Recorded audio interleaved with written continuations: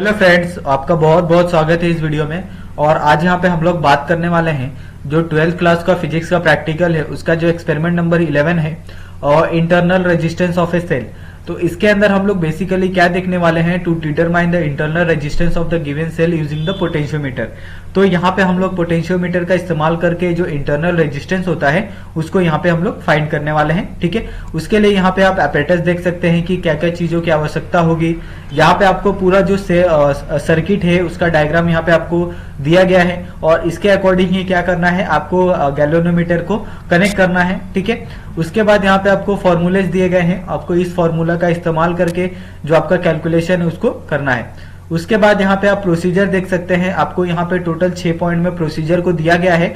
आपको इस प्रोसीजर को फॉलो करना है और इसके अकॉर्डिंग जो आपका एक्सपेरिमेंट है उसको परफॉर्म करना है। उसके बाद यहाँ पे हमें ऑब्जर्वेशन दिया गया है कि अगर आप इसको पोटेंशियोमीटर को कनेक्ट करते हो तो आपको क्या ऑब्जर्वेशन आता है, उसके बारे में यहाँ पे आपको लिखना है। और उसी के अकॉर्डिंग यहाँ पे आपको टेबल दिया गया है जिसके अंदर यहाँ पे टोटल 4 रीडिंग्स को लिया गया है। ठीक है, और हमने जो रीडिंग्स लिया है उसके हिसाब से ये हमारा कैलकुलेशन है।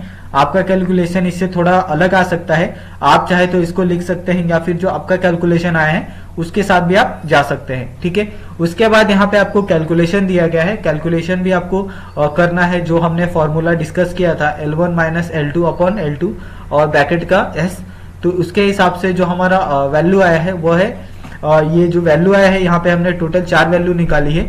आपको क्या करना है, इसका मीन निकालना है। आपको जितना इसका मीन आएगा उसके अकॉर्डिंग आपका जो इंटरनल रेजिस्टेंस है वो हो जाएगा। ठीक है, उसके बाद यहाँ पे हमें कुछ प्रिकॉशन दिए गए हैं, यानी अगर हम कोई भी एक्सपेरिमेंट करते हैं, फिजिक्स हो गया, केमिस्ट्री हो गया, बायो हो गया, ठीक है, तो हर एक एक्सपेरिमेंट में, हर एक प्रैक्टिकल में हमें कुछ चीजों को फॉलो करना रहता है ताकि उस एक्सपेरिमेंट में हमसे कोई गलती ना हो। ठीक है, तो उसके लिए यहाँ पे आपको प्रिकॉशन दिया गया है।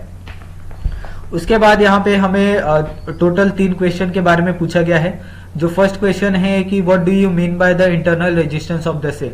तो आपको क्या पता है, आप एक्चुअली में क्या जानते हैं जो internal resistance of the cell होता है, तो उसके बारे में यहाँ पे आंसर दिया गया है।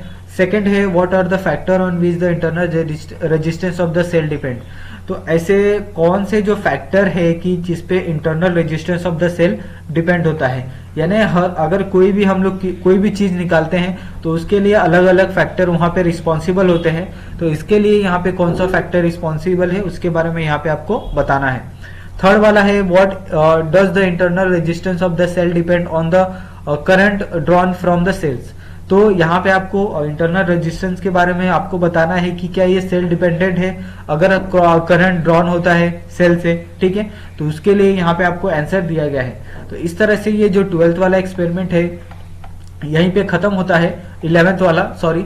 तो अगर आपको इसके अंदर कोई डाउट होगा तो प्लीज आप हमें मैसेज करके पूछ सकते हैं या फिर हमें कमेंट करके अपने डाउट को सॉल्व कर सकते हैं। और आप सभी का ये वीडियो देखने के लिए बहुत बहुत धन्यवाद। मिलते हैं नेक्स्ट वीडियो में।